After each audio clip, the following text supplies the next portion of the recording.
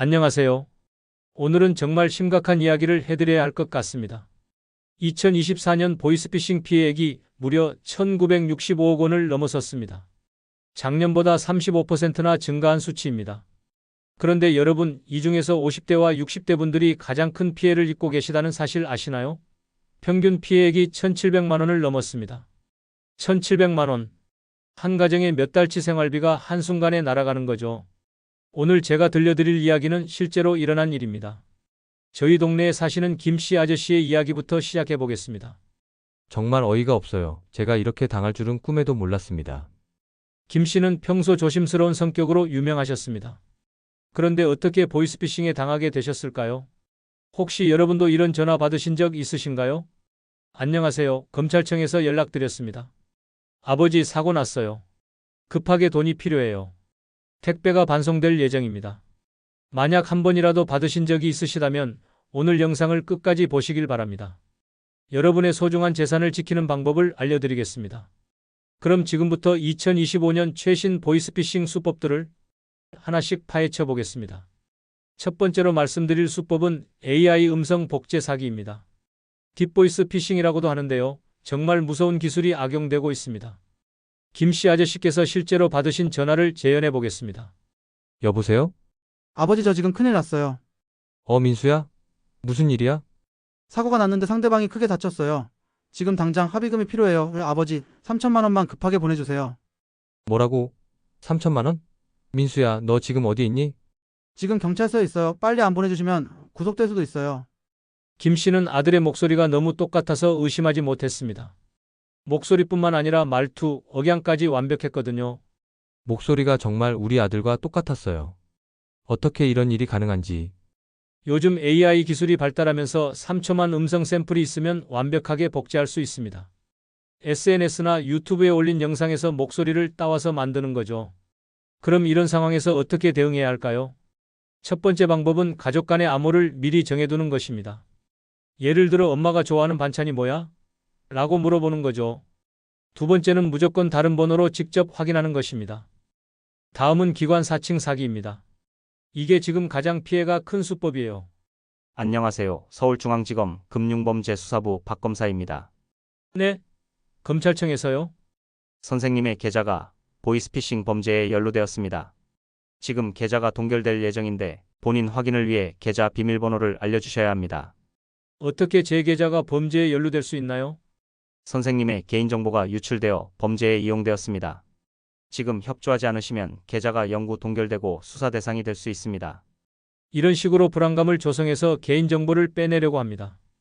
여러분, 진짜 검찰이나 경찰에서는 전화로 계좌 정보를 절대 묻지 않습니다. 세 번째는 택배 관련 피싱입니다. 요즘 택배 이용이 많다 보니 이런 방법을 쓰는 거죠. 안녕하세요. CJ 대한통운입니다. 김정남 고객님 맞으시죠? 네, 맞습니다.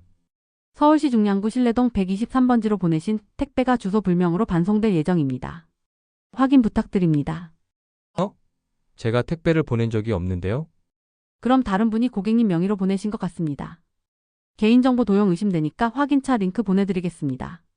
이렇게 해서 가짜 링크를 보내서 개인정보를 빼내려고 합니다. 실제 주소까지 알고 있으니까 더 믿게 되는 거죠. 네 번째는 대출 승인 사기입니다. 안녕하세요. 국민은행 대출상담센터입니다. 고객님 대출 승인 완료되었습니다. 대출요? 제가 대출 신청한 적이 없는데요? 인터넷으로 신청하신 거 아닌가요? 3천만 원 한도로 승인되었는데 처리 수수료 30만 원만 먼저 입금해 주시면 바로 대출금을 보내드리겠습니다. 이런 식으로 선입금을 요구하는 방식입니다.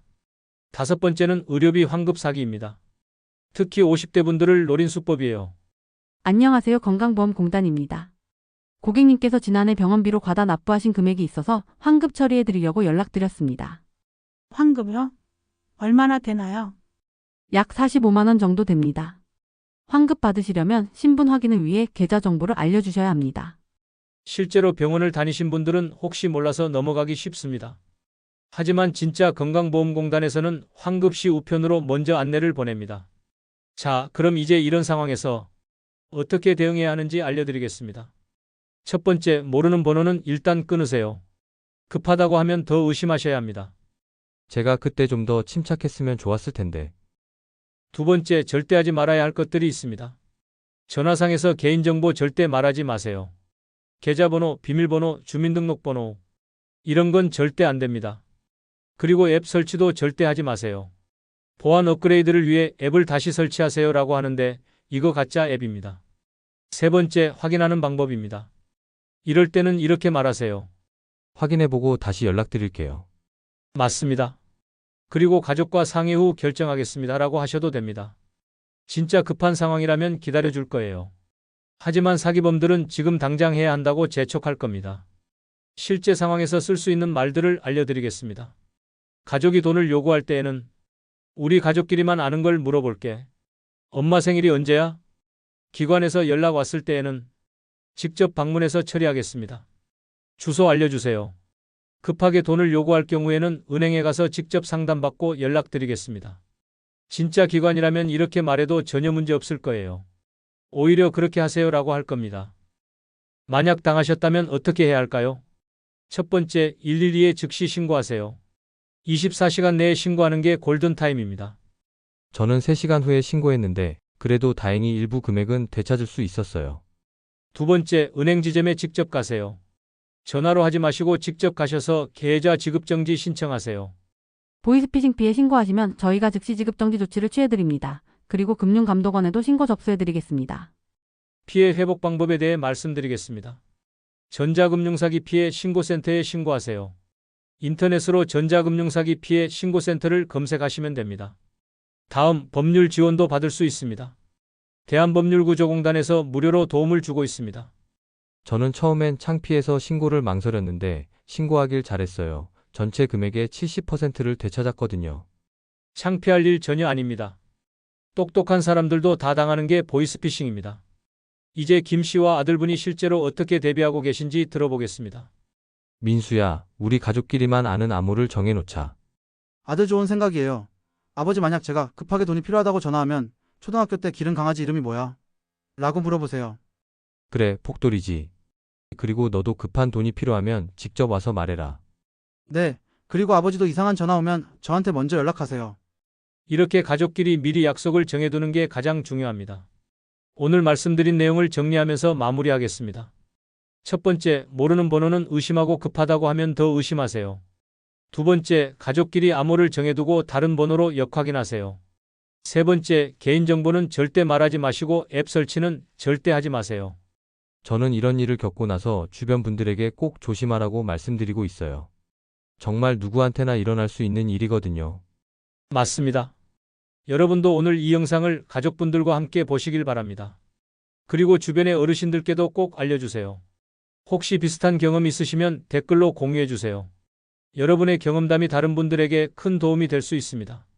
우리 모두 조심해서 소중한 재산을 지켜나가시길 바랍니다. 구독과 좋아요 잊지 마시고 알림 설정도 꼭 해주세요. 앞으로도 여러분께 도움이 되는 정보로 찾아뵙겠습니다. 감사합니다.